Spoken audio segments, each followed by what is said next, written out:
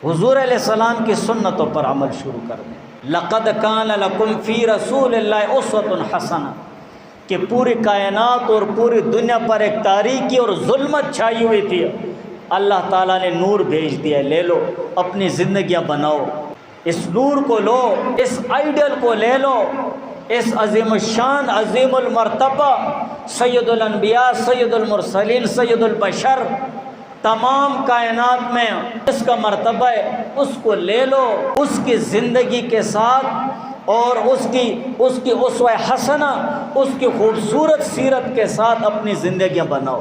ہم شیطان کی طرفداری میں جا رہے ہیں، حضور علیہ السلام کے سنت طریقوں کو چھوڑ دیا ہے۔ امام الانبیاء، تمام انبیاء علیہ الصلوۃ والسلام کو امامت کرنے والی شخصیت کو ہم نے چھوڑ دیا۔